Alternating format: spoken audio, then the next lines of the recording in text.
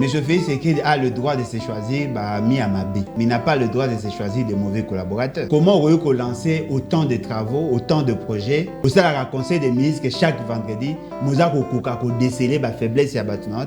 C'est assez beau poser d'abord la question, qu'est-ce qu'il a pu apporter dans l'Union africaine avec Mini. En réalité, le Congo est la source d'impulsion à développement en Afrique. Mais ceux qui déjà besoin d'un président, Thompson, est-ce que les Africains ont le même problème que nous? Vous pensez que l'Afrique a besoin d'un bateau pour raisonner, raisonnement Mickey, non. L'Afrique veut être un grand continent. Qu'est-ce que M. Félix Tshisekedi a fait sur le plan interne, sur le plan africain? Il va apporter quoi? Il Kabuna de missionnaire, parti, une bonne partie. Parce que dans le parti logo il a un caractère, il a deux faiblesses. Il y a un parti du type familial, c'est-à-dire que à ceux qui posent une décision, il faut que la famille biologique, il y a qu'on détient ce qu'elle va décider. Deuxième élément, il a un parti à caractère tribal, Mouto a une tribu, il a une difficulté, et il a ça qui va cabouani en deux, et il a fragiliser en attendant Baluka. C'est comme ça que qu'on négocie certainement pour la Kolinga qu'on étouffe à faire. L'IDPS, c'est un parti cancérogène. L'IDPS, c'est un mouvement citoyen où on a migrer pour un parti politique. Il n'y a rien. Et là, on va malongé. Qui va déclaration contre Jean-Marc Kaboun. On a un problème. Parce que le connaissant et le voyant, il va chercher à se venger, à neutraliser le bateau. M. Félix Tshisekedi est né tribaliste. Beaucoup ont menacé Batou pour que va soutenir Félix Tshisekedi. Non. Les questions politiques, il y a problème, il y a conviction. Ça n'a rien à voir avec la tribu. Ce qui est la tribu. Nous sommes les Anamongo. Nous sommes majoritaires. 33% de la population. Ce qui est la tribu, la ethnie. Nous sommes dans le pouvoir. Nous sommes la majorité. Mais là, au cas où, Ada Bomboli. A soutenir Félix Tshisekedi. Mais Bemba a monté quoi? Tu as soutenu Tokutani les bandeko, tokutani poto solola na papa Alain Bolodjoa, na toko solola makambo mboka, ndenge na yebisaka bino pe na kolemba te République démocratique du Congo kolala kolamuka masolo ezangaka te. Bonne année papa Bolodjoa. Mbote maman ngai, mbote na balandi, bonne année. En tout cas, merci beaucoup pour l'opportunité et puis félicitations pour ça. Merci ezali mbali boso na yambi pour 2022 tokobana na makambo social hein pour tout ya politique tokosukisa nango likambo ya essence mati na Congo profond na tangi ba message ya bato ba kolela na Lubumbashi ayo balobi essence mati makasi aujourd'hui déjà sango ton ministre oya hydrocarbures assez ya noli par rapport à la situation wana to ndenge nini. Bon, on a ba information toyoki à dernière minute. C'est-à-dire que Bazako Solo là, le ministère de l'économie, le ministère de l'hydrocarbure, pour ce qu'ils peuvent faire. Parce que tout est parti dans la décision contradictoire. Oui, parce que sur le par rapport à la caractéristique ou nature, il y a structure économique dans le biso. C'est-à-dire que bateau, plus dans l'informel, des ballons Bazako inondés. Produits surtout dans l'arrière-pays, on a tonneau, on a bidon, tout ça. Maintenant, on va avoir des décisions à propos de ça, c'est-à-dire restreindre la capacité à la livraison et puis ça là qui et créer la réfraction, et on les a justifiés. Mais d'après l'information de Toyoki, apparemment, ils veulent prendre certaines décisions, même pour revoir certains éléments et structures de prix pour que Baroka pour baisser le prix. Espérons que Baroka parce que il y a des conséquences, il y a la décision dans le monde. Papa Alain Bolodjoa, en tout cas, ngala mitunaka tango bazwa kaba décision ndenge wana papa. Est-ce que basalaka na ebite na lopoto na bite son ezali penza expression exacte mais idende yango wana est-ce que basalaka étude du marché ou batalaka ba conséquences to ndenge bazaka na ba expert ou ba websa bango soki bozwi décision boy conséquences ekozala boy to bazwa rango kaka sous émotion to ndenge ni. Bon, en réalité na kati ya cabinet il y a pas d'expert en réalité parce que mingi ezali ba politique. Bateau pena ba une expertise au regard il y a la carrière baza menée ils avaient plus ba membre du secrétariat général il y a ministère et fort malheureusement tant que bazo kayango par moment où tu vas consulter à bangote voyez-vous Et ça, la rassure que les techniciens n'ont pas donné leur avis, mais la décision politique. Parce que comme on a conseillé Moko Boazak au traité dossier, il fait une note d'information, une note technique. Après, si on a atali, et puis à mon peut-être que ça, d'après les décisions à Malam ou à Kozoetan, à Zui, la répercussion. Parce que les la question transversale. La question à carburant, les quand la question à moutu à carburant, il faut tenir compte, il y a économie, il faut tenir compte des paramètres belés. Aujourd'hui, na bamboko ngana tambola. La plupart ya bamboko ngana tambola station exacte. Bateau bateka carburant. Mboka nini papa? Aujourd'hui na esiro. Na esiro na une station exacte na bunya oui. Mais marché ezali plus inondé na ba camion utaka ba camion citerne utaka ba Somalie. Ba Somalien bayaka na ba camion ba msusu utaka je crois Kenya et yaka et utaka Kampala à partir à Aru et ce qui est banesco ko dispatché bateau baza na capacité à komema ba mboka 4 il a dit to benga ba Kadhafi bango soki baye basomba na ba tonneau na ba bidon bazui ba charger yango na ba camion pour na kokota na ba mboka 4 ce qui fait qu'il y a un coût supplémentaire. Ce qu'on peut ici, automatiquement, on crée la réfraction. Parce que Kounande, bazal quoi, détaillant. Il n'y a pas de station, il n'y a pas d'autre structure. Aujourd'hui, net na mboka le quoi, net Mbandaka par exemple. Na Mbandaka, il y a une station, moko est allé opérationnel. Batouana bazara, basombaga, na station baké koteka, bamsuba utaka à partir à Congo Brazza.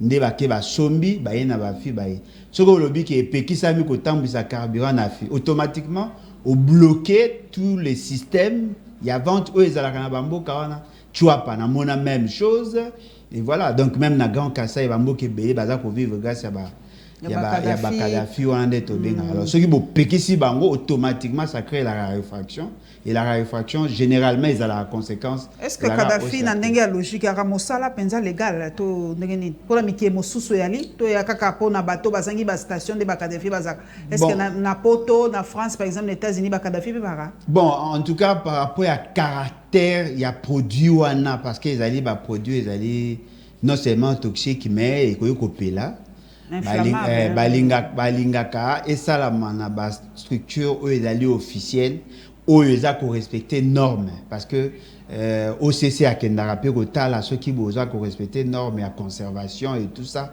et même il y a service et union surtout ali alors le kola bango ils allaient ba réalité à bisona ba pays mususu africains justement parce que le structure là ils étaient donc bazali très important mais ils ont rappelé un danger na kuta na bamboka misusu bao bateka ba Kadhafi wana ba chara ba entreposera ngona ba dépôt et quoi arriver que na kati mutu moko soka mela ils sont cigarette et ko pela moto na mais c'était scandaleux au moins ba tonneau ils a ko exploser ba ndako eziki ça arrive très souvent mais fort malheureusement il n'y a pas de structure c'est ce qui justifie l'existence ya baza très important mais baza penza na ba mesure ya sécurité la sécurité malamu penza te papa bolojo to ke na Grand Équateur mokonzi mboka tango akendaki Kasai amonaki réalité ya Kasai banzele tongami te ku réalité d'ailleurs Mujima ça fait ce qui 2 semaines depuis pe mokonzi mboka longwa Mujima lotili keza kati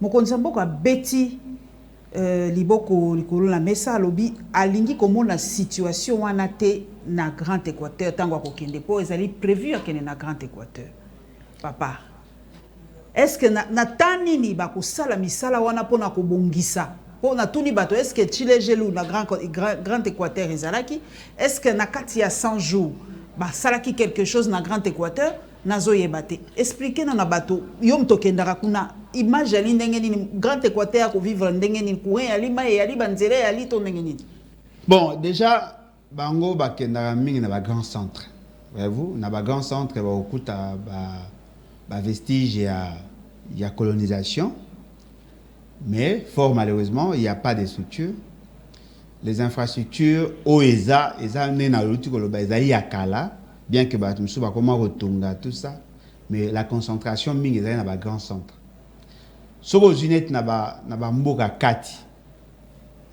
rien n'a été fait ezaka monsieur Félix Tshisekedi ni Mobutu ni Kasavubu ni Mobutu tout ça même ni Mundele Équateur mobimba OESA Équateur ya lelo nombre de kilomètres il y a la route asphaltée et même pas 20 kilomètres.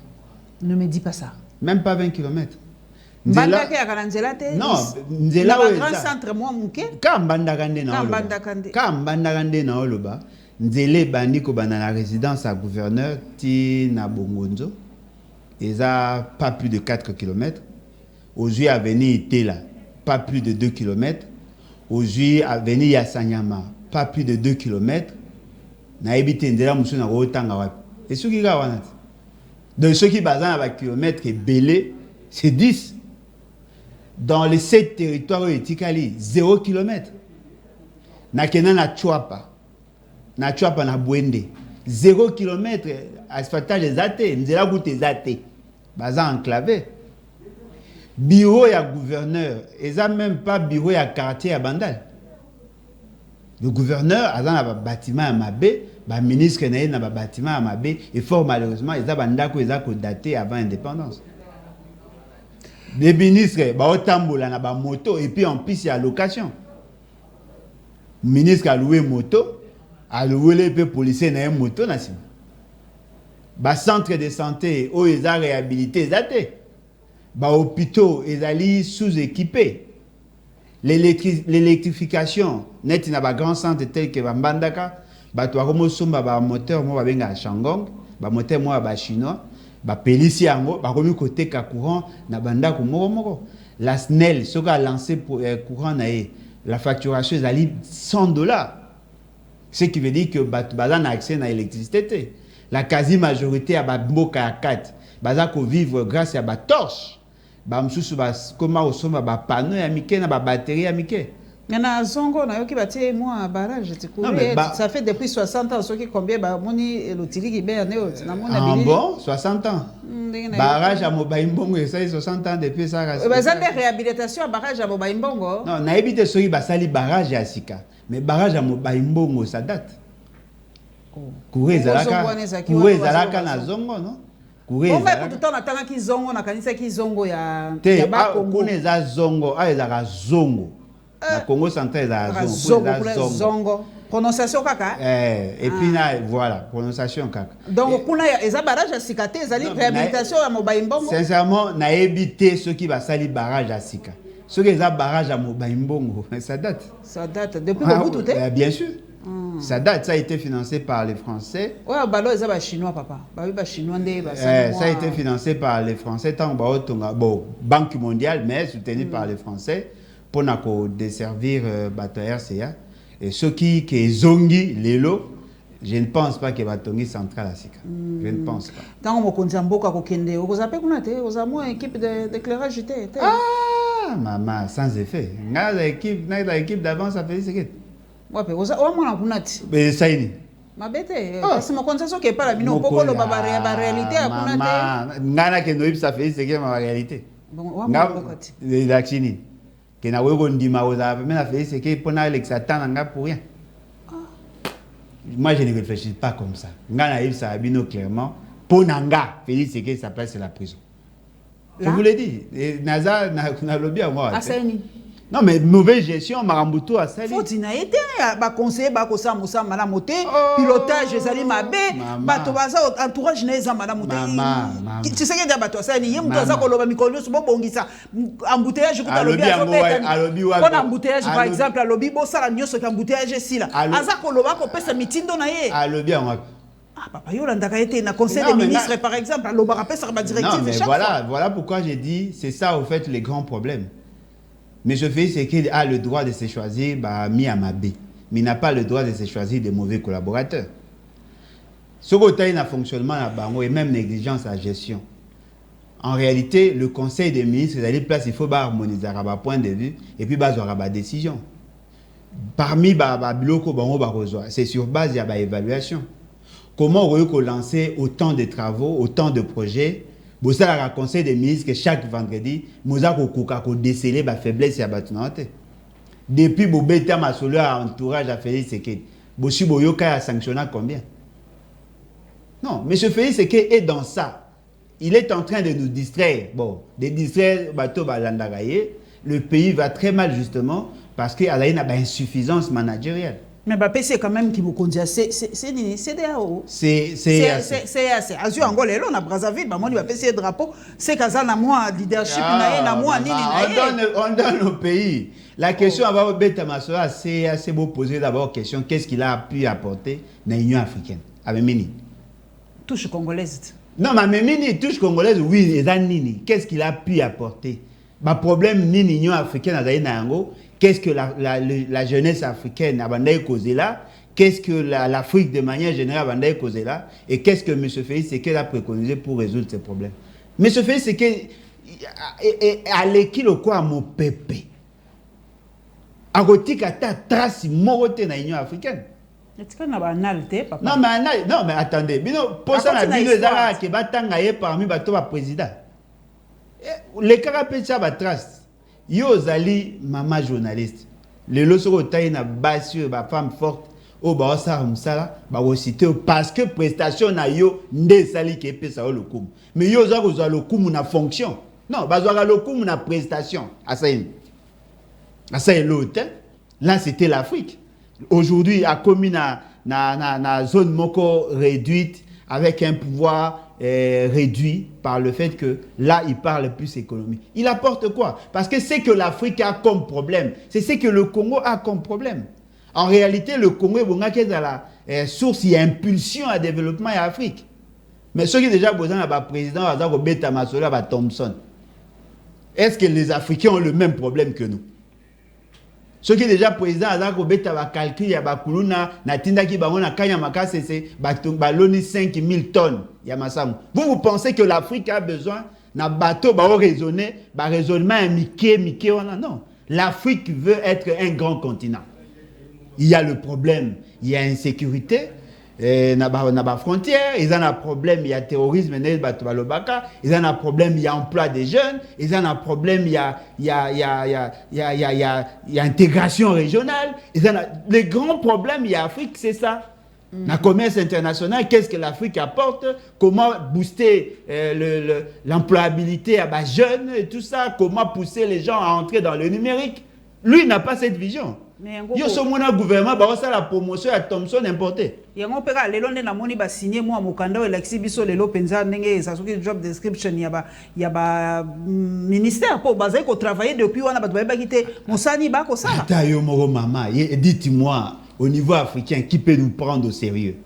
Lorsqu'on nomme quelqu'un, il faut voir ça beaucoup de attribution na yo. Attribution coûte ministre en fonction a eu attribution a été. Bozeli 3 une année combien de temps après nde boyokoza à partir ya non mais à partir ya wana nde okomona bato baza ko sala misala ba koza possibilité ko za arrêter. Ils ont travaillé sans arrêter. Alors dites-moi, est-ce que batutu ya ba africain baza na niveau oyo bango ba memela makambo? Et ça la raté. Essayez un peu d'imaginer certains pays, pays locaux à Sénégal. Qu'est-ce qu'ils ont de plus que nous en dehors de la qualité à cerveau? Il y a bateau Kambabon. Est-ce que c'est normal, nous qui détenons autant de ressources, mais nous sommes capables de couper son orientation? Justement parce que nous avons une vision minimaliste. Aujourd'hui, le monde est allé environnement concurrentiel, c'est qui a différencier les États et la capacité managériale pour donner des orientations. Qu'est-ce que M. Félix Tshisekedi a fait sur le plan interne, sur le plan africain? Il va apporter quoi? Il est incapable même de gérer un petit programme tel que Tchilégel. Au niveau africain, il apporte quoi? Quelle est l'idée que M. Félix Tshisekedi a mis au niveau africain? Oh, voilà, c'est grâce à lui qu'on a eu ça. Et l'autre, Boyoka, ministre, ambassadeur, ministre, affaires étrangères, il y a les autres pays. Ils vous disent qu'il n'a rien fait. Et ça sonne. On se paiera pour Moutazu, Bokonzi, mais Bokonzanga, ça non, il est. Ministre Lotundo, la lobby, quand même, pour l'ambassade, Pessi, à Sengi, Batoba, Salaba, Devi, Bongisa, qui d'ici là, Charo, automobile, l'ambassade, Makamuna, Bango, sur la problème. Mais on est là, maman. Tobé Tamasola, passé, on est là. Donc, on peut la carte, on lui promet c'était. Oh, maman. Il faut promettre Moutounanza qu'il y a. Félix Tshisekedi. Mais il va promettre pour un espoir. Ah, maman. Moutounyo se fait Tshisekedi. Bisogno se toyebi. ceux qui vont faire l'évaluation par rapport à ce qui a été fait. Oh, on a la carte peut-être l'année prochaine. Ceux qui ont eu l'Ibabé, il y a aussi un pouvoir. Ce qui est important, il y a que nos ambassades sont compétitives à une certaine époque. Na quelque chose ambassadeur na biso ya na Burundi akufa ke wana nini na Bunya batukutu ba éviter. Ah bien sûr. Akufa na Bunya boyebi comment bamboma na essence ba otu ba yeba tonga na libumu na essence pour akopola ça a plus d'un mois na morgue. Famille na yeba ya na Kinshasa ba yeko senga batu ba sangisa bambongo po ba luka mbongo na yeba ya na ngwa na Kinshasa. Ambassadeur en fonction. Le loyer, toi, on a 67 représentations. Sur les 67 représentations, bateau qui chance à cause de frais de fonctionnement, qui sont 28. Même dans 28, on a 9 détournants bon. Rien ne va. Et le réseau tambo les athées. Incapable même de payer sa moyen dans l'ambassade. Les ambassadeurs, ils ont combien? Ils ont payé 7500, ils ont moins de $. Mais fort malheureusement, na Kachouana, indemnité de logement car na Kachouana. Yé mora occupé transport. Bon mon agent ambassade ba komi ko beta ba libanga pour vivre. Tout tika ba blague. Kaka visa ndeza ko lesa bango mwa moke encore ba visa ngo petit. Na ba covid o bat ba ko ya so mingi. Vraiment tout tika ba blague mboge eke mabe. Soki to zamu nene 2 345 409 km². Ça ce n'est pas les efforts obso to fournir. To kuta yango. Qu'avons-nous apporté de plus? Donc, même l'autre, nous pensions que le corps dynamique est, tout a posé un changement. Peut-être qu'on ferait mieux pour que l'avenir à Congo soit la meilleure. Mais aujourd'hui, nous sentons que tout ça a reculé. Débat au même la bisso, M. Félix, c'est qu'en dehors des scandales, tu as cancer nani. Et le résultat, nos ambassadeurs, le fait c'est moi que Yemoro, à l'Oban, a vivre grâce à ma voyage. Et comme il passe, que l'ambassadeur va madame. Alors que ceux qui vont mettre l'accent sur les ambassades, il y a d'autres choses qui ont été obtenues grâce à ma pays, on allait facilement mobiliser autant de moyens, même pour attirer les investisseurs. Mais la structure internationale, la Banque mondiale, ce qui est FMI, RDC, ça a progrès. Non, mais ça a progrès en quoi? Et ils utilisent quels indicateurs? Recourir à DTS, et ça est sengoté, ça le kumuté. Pour battre droits de terrain spéciaux, et là justement, le Fonds monétaire international a créé une monnaie, Moutoza na posa oyeko defa mbonge pa na ye. Justement pour na faciliter bino bokende ko sala ba transaction, bo sala ba échange, bo somba biloko ba mindele ba otek. Soukara ya voilà, c'est juste pour soutenir l'importation. Qui nous disent combien la Banque mondiale a financé un projet de développement. Combien? Et là, on y est échangé. Bozum bon, on prend la réserve d'échange. Réserve d'échange, c'est justement pour faciliter. Na binobo, nous sommes à biloko, on va au teka. Binobo, gagner. Et l'autre? Papa, tozonga na Kinshasa kasi lelo to akozela mena yo kina ba source presque sûr que Jean-Marc Kabunda ko démissionner li sous-souté. Yango na ina yeba. Tango lansaki yango tango twitaki depuis semaine dernière à lobaki a longwe tout ça. Rétro-pédalage wana yo mto ali moto olandaka makambo ya mboka. Oza ko expliquer rétro-pédalage wana ndenge nini? Maman na ngai bato ba yebi ngai balandaki. Pour moi, ce qui Jean-Marc Kabunda démissionnaka, il y a un message fort. Dans le baki d'ailleurs que c'est un courage particulier, justement parce que nous ne sommes pas habitués. Il y a au moins un démissionner de 6 cas à Kolia. Bateau va démissionner, bah mouké. La culture, il y a démission exacte. Mais ce qu'on n'a pas fait, oh et sali que Kabunda a tweeté, a annoncé bien qu'il va annoncer paix démission té. Ils ont dit que je vais démissionner. Non. Et bon, ils vont constater que au déposé démission à Olongo. Ils ont dit justement parce que y a souci peut-être qu'il y a qu'on redresser ou qu'on recadrer. Bande qu'on a IDPS où il y a famille qui sait que Dieu va respecter à cause de la route. Ndé écosystémité et le quoi.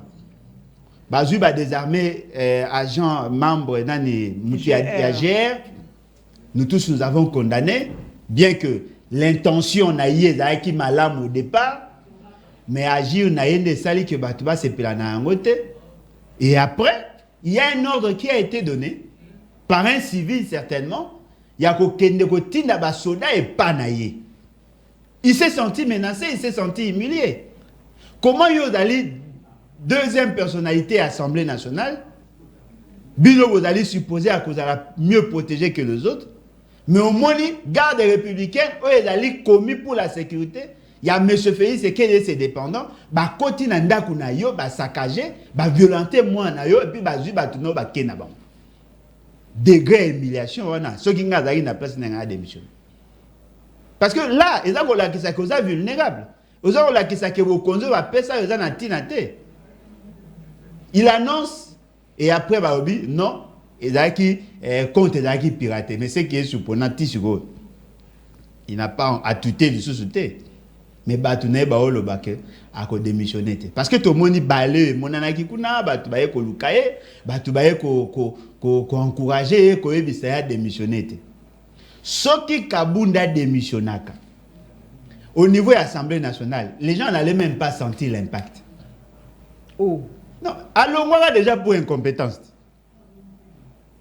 Bon éviter que majorité à ba député ba longola pour incompétence. Avant Zonga, boyoka samote ke ba buka biloko ya l'Assemblée nationale. Ba bunda kutu ya ko bunda ba tia ba désordre. A menacer kutu le général le commissaire principal, le commissaire divisionnaire principal, le général Amouli pour ayaka na ba do ba kota na pays du peuple pour na faire partie ba mabunda. Ba remplacer yé ba zongisi na bokonzi. Dites-moi, qu'est-ce que ce bureau a fait pour la République? Même le budget car il y a simple, la loi des finances, il y a simple. Basali car il y a ma B. Et là on y basali. Basali l'autre, bah on mérite même pas aux alawam. Ce gars a démissionné, les gens n'allaient même pas se rendre compte qu'il a démissionné. Bah au moins qui va convoquer l'électorat pour que Batumsu Baza va remplacer. Et si ka oyo et ngake poser problème, et ngake zané na niveau ya parti na ba. Ngesa nini papa Bolodjo? Pour l'Assemblée nationale, le mécanisme... L'UDPS résiste à toutes les tempêtes. Hein? Non, mais quoi de plus normal? Quoi de plus normal? Quoi de plus normal va fonctionner au mouvement citoyen? Quoi de plus normal? Il y a moyen de lutter, on va finir par un problème. À tout le mouvement, ils continuer. Quoi de plus normal? Bango, ils ont le quoi secte. Ils ont le quoi parti classique, ou que ceux qui ont ressenti un pas. Quoi de plus normal? Au nom du père Yachichi, du fils Yafachi. Eux sont dans cette logique-là. Dans l'Assemblée nationale, sera démissionnaire, tu as constaté que vacances na poste, va convoquer l'électorat, va postuler, va organiser une élection, va remplacer. Mais à niveau de parti, il a posé problème. Pourquoi? Parce que le fonctionnement de Bango, au regard de la disposition statutaire réglementaire de Bango, Mouto a qui n'a fonction à l'écolo, et là qui M. Félix Sekedi en tant que président, Abimi na congrès, bien qu'il ait biaisé la démarche, mais Abima na congrès. Lui, qui a été choisi par le membre du congrès, a joué acte. Il y a nomination na hier en tant que vice-président. C'est-à-dire qu'en réalité, au regard de la configuration, M. Kaboun a l'autorité à l'école et à partir de Bango, en dehors il y a congrès. Il a le pouvoir de convoquer le congrès, il a le pouvoir de nommer le secrétaire général, bien qu'il y a Aviola qui va à disposition de Bango. Ce qui a démissionné, automatiquement la charpente à partir de Bango est bloquée. Parce que ce qui a démissionné, nous avons convoqué sur le congrès, parce que les compétences sont reconnues dans le président Angoua. Ça allait bloquer la machine. Ben, on a la possibilité à s'arrêter. Le secrétaire général allait rester, mais il ne pouvait pas prendre des décisions. Peut-être pour ça, et puis au regard, il y a des données politiques au Bango Bayebi. Qu'on négocie pour qu'à démissionner. Ceux qui Kabuna démissionnaire, à l'ongwakana parti, a même une bonne partie, parce que dans Kana Bango, le parti le il a un caractère, il a deux faiblesses. Il y a un parti du type familial, c'est-à-dire que à ceux qui ont besoin de décision, il faut que la famille biologique, il y a qu'on détient ce qui va décider. Deuxième élément, il y a un parti à caractère tribal.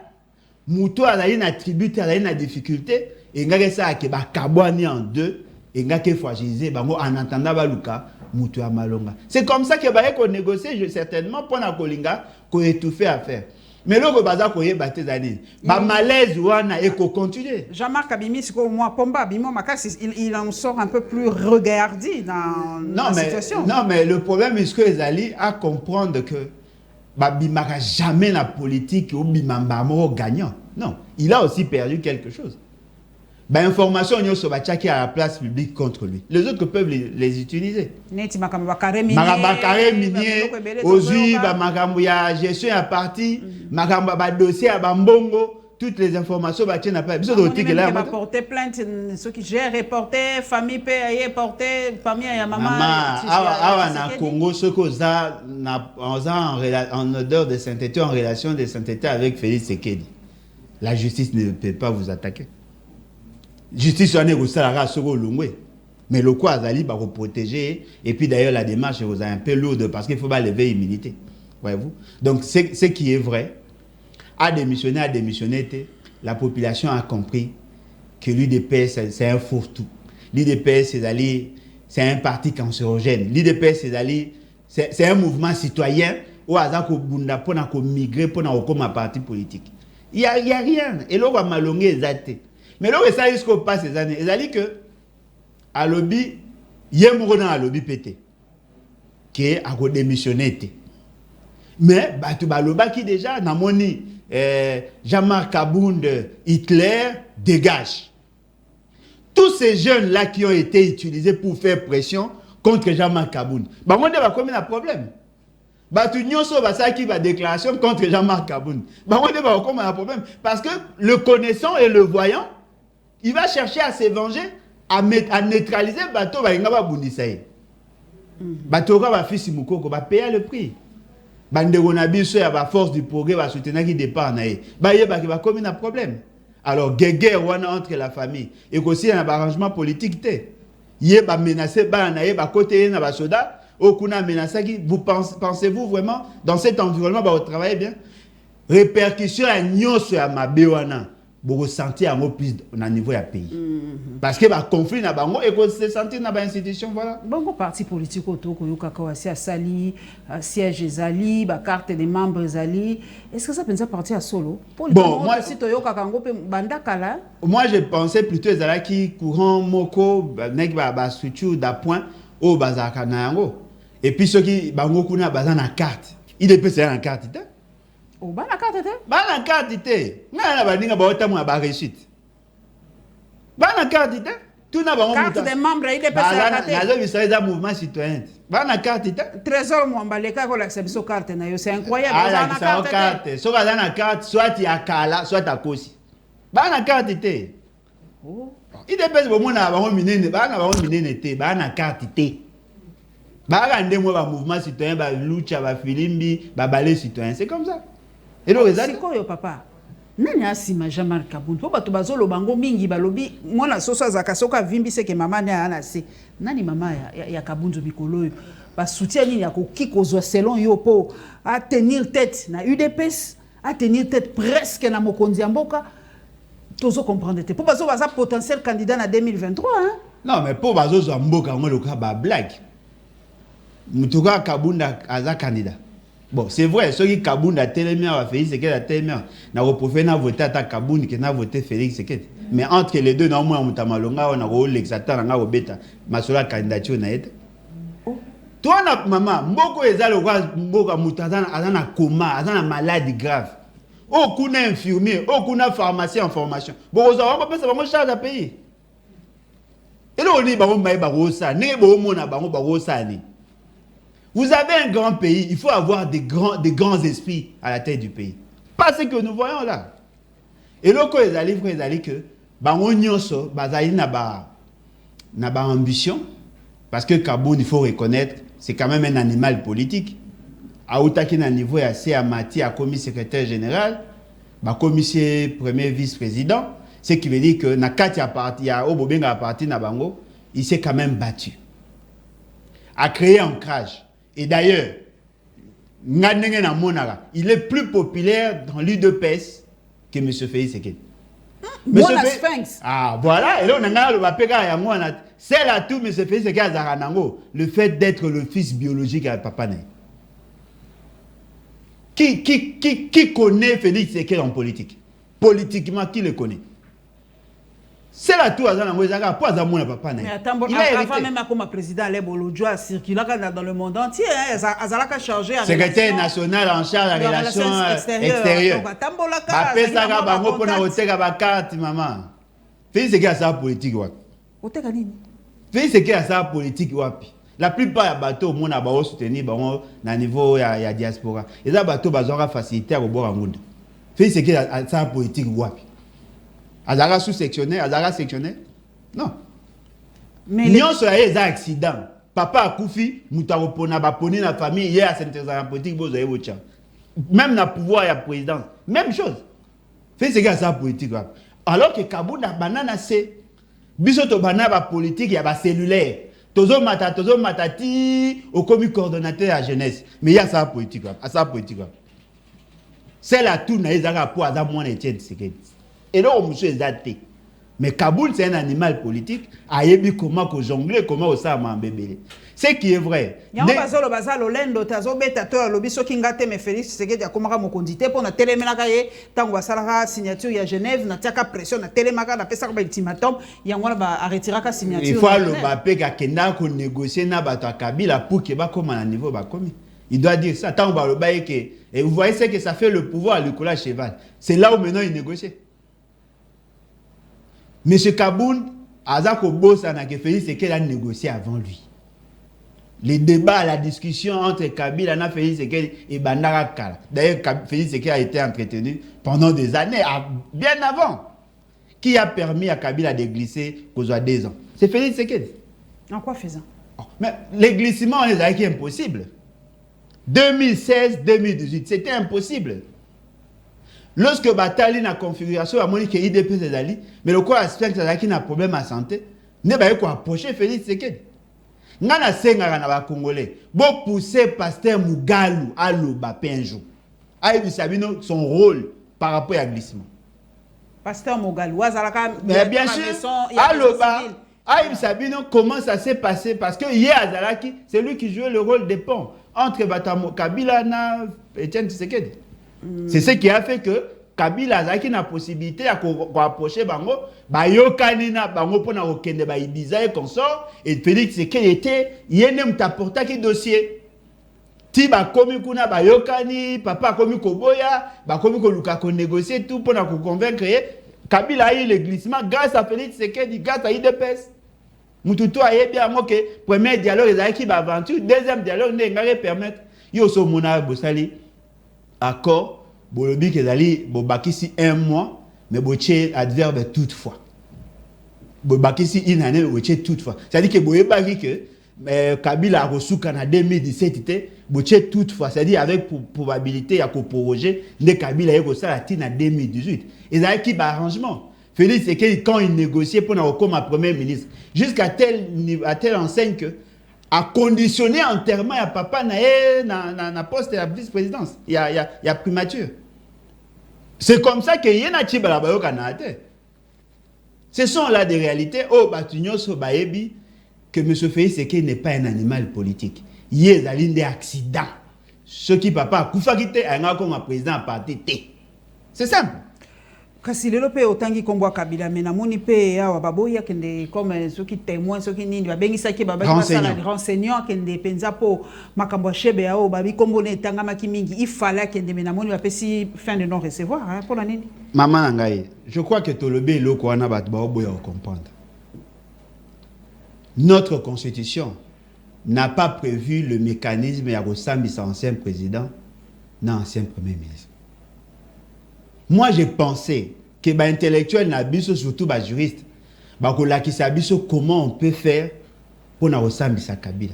Et puis Kabila, a une institution, ce qui a ressemble partout.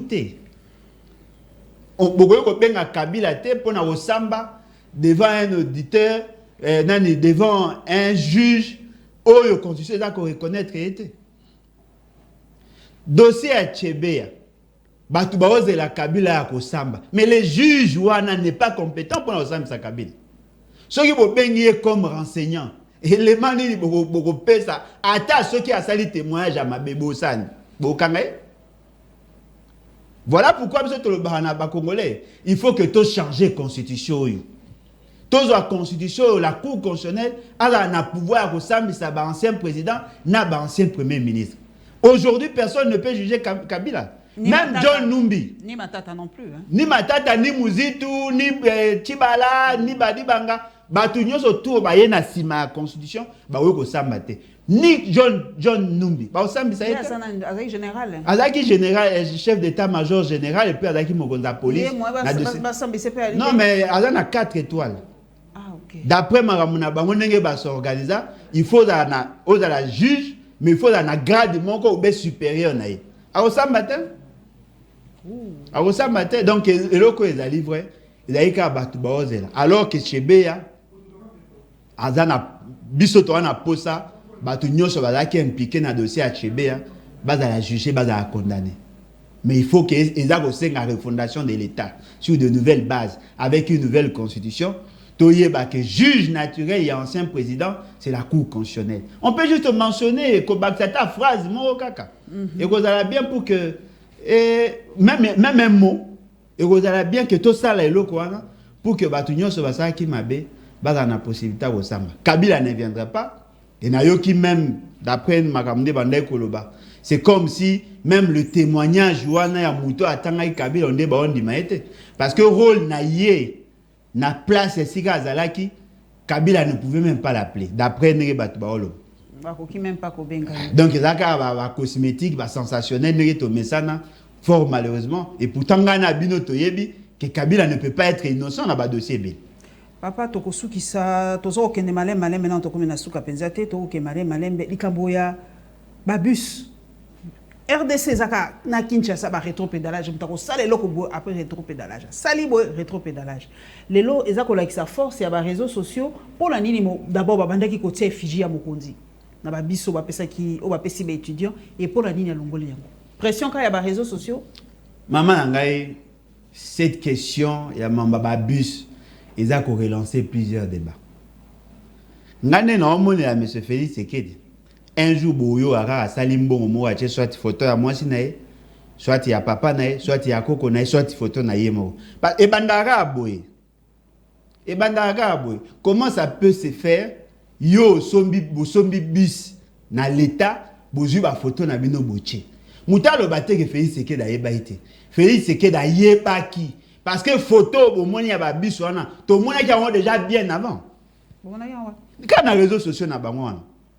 Que ça dans les trans academia babus et ça qui déjà maquette ya babus on est ba décorer et ça qui déjà dans les réseaux sociaux avant que tout ba annoncer que ba officiellement tout le monde voyait mais monsieur Félix Sekedi n'avait pas réagi lorsque ba commis ko manifester ba commis ko la qui ça qui ne sont pas d'accord par rapport à la démarche wana c'est en ce moment là ne ba retirer mais ils avaient l'intention à ko tia pour ba tia kipe mais la question wana ezali question moko secondaire. Question à Makasi. Bisouana qui va gérer? Transco. Non, tout le monde. Ce qui est à Transco. Particularité dans les années. Et vous avez bus, c'est comme ma kaka ba étudiant.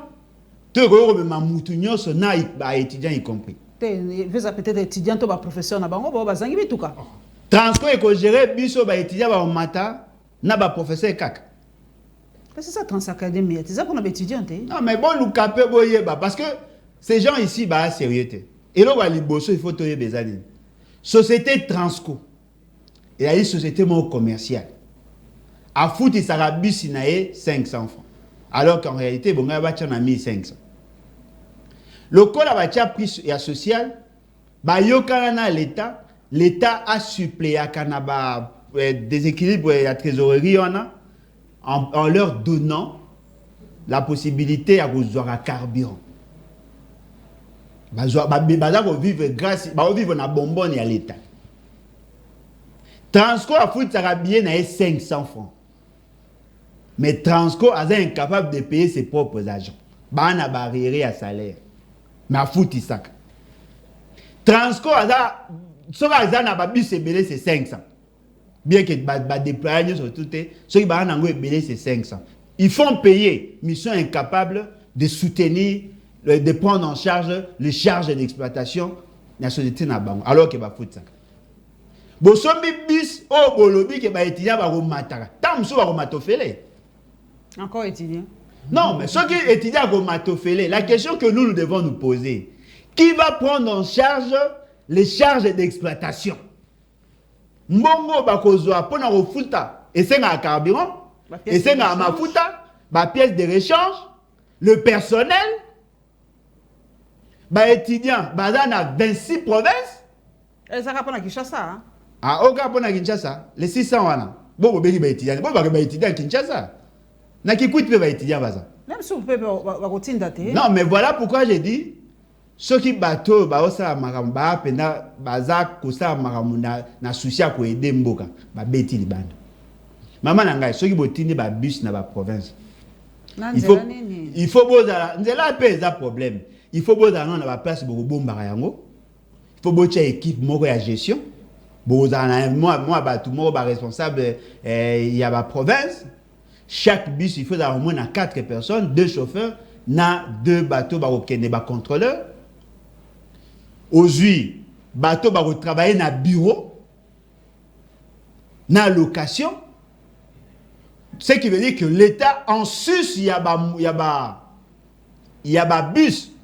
Il faut prendre en charge tous les personnels et tout ce qu'il y a comme charge d'exploitation. Tina Mukobi, c'est Koufa. Oh, quand tu vas te faire vous êtes incapable à gérer. Il y a offert un beaucoup. Donc, ce qui est na motuna moko ya kusa pasi machia mumeno ba retomber nango et comme même na kati ya mabota mo na cité ba komona bongo eza te mais batomi balo ya très proche na ngai ba lui bazana ba problème familiaux ba kasi po ba ko soutenir bazali bato espace ya Grand Kassai mais le quoi ba ko soutenir mokonzi ya mboka te libote komi na ba problème ba parents ba komi ko seleka ba parents musu ba komi ko même ko luka ko renier bango machia mumeno yo ekotiti na bandako papa ekomi ko bangisa na oki nzoto malili po aza kolela alobi nazokoka pression wana lisusu te bato kosuka boni maman na ngai na loba yango naza ko continuer koloba lui de PS ezali parti moko ya ko sala promotion en tribalisme na loba na ko continuer koloba pe ba kolembanga kana koloba kaka monsieur Félix Sekedi est né tribaliste. Alors que la mission à l'État, oh, il y a quoi assumer, il y a quoi un symbole à l'unité nationale. Il vous souviendra, Nambujimai, tant que M. Félix Sekedi va payer qui tient beaucoup de gens, va organiser une prière na Nambujimai, na stade, Batubaya et belé plus de 20 000 personnes. Un pasteur en aclé Kabal, Azui Penal Mikolo Roi Mouta sérieux. Aolo banabatu biso bakasayen et si gagnon sur la tamboli na Congo na monde la plupart ba pasteurs ba bakasayen tozali bato to kotaka partout parce que tozali bowe ceux qui mboka na biso za ko se développer té ceux qui makameza ko tambola côté na biso té c'est justement parce que tozali divisé yo mwana ya Kasai yo muluba ceux qui ont soutenu Félix Sekedi té rumi comme son opposant à Félix Sekedi au kufa ceux qui Zaba Bomiote, Okokufa. Maman, dites-moi, quel est cet homme sérieux à condamner le Guanate? Tilelo, na loba na tchago na ba vidéo na réseaux sociaux, na kabola na pesa bango, mutu mote a réagi ça. Mais bon mona ngoy mulunda bakanga ye. Bokomi ko menacer batu pour que ba soutenir Félix Sekedi. Non, les questions politiques là, il y a problème, il y a conviction. Ça n'a rien à voir avec la tribu. Est-ce que Félix Sekedi a gouverneur ou chef coutumier pour que tout le monde a soutenu? Non, on est dans la démocratie. Botika mutu na mutu, apona mutu ya lingi kopona.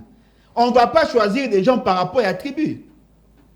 Ceux qui ont réfléchi à la tribu, pensez-vous que le balou va comme à Bokonzi Nambo? Ceux qui ont réfléchi à la tribu, balou va comme à Bokonzi. Nous sommes les Anamongo, nous sommes majoritaires, 33% de la population. Ceux qui ont vu ça dans la tribu, dans la ethnie, ils ont dans le pouvoir, ils font un monde pour la majorité. Toi, on a plus de 15 provinces. Mais là, au Kama, au Komona, Nani, Ada Bomboli, a soutenu Félix Tshisekedi. Mais Bemba a monté quoi? Tu as soutenu Arrête. Ozui, Nani, comment on appelle India Omar, a monté Maniema, a soutenu Kabila. Ok, Moutoumsou à Maniema a soutenu Félix. Pourquoi les autres tribus vous soutiennent et pourquoi vous ne voulez pas que les autres soutenir la tribu Moussous? Pourquoi vous êtes obligé de soutenir Félix Tshisekedi parce qu'il y a un espace Kassai?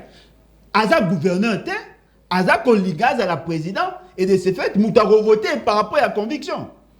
Mais quand on imagine que vous avez pu sur Roland, comme les lettres et pas à Tatanaye, papa, soki papa leki, soki ni papa kulutu, soki nani, a comme les lettres à l'obanaïke, si vous soutenez Félix Tshisekedi, c'est que vous famille. En bon?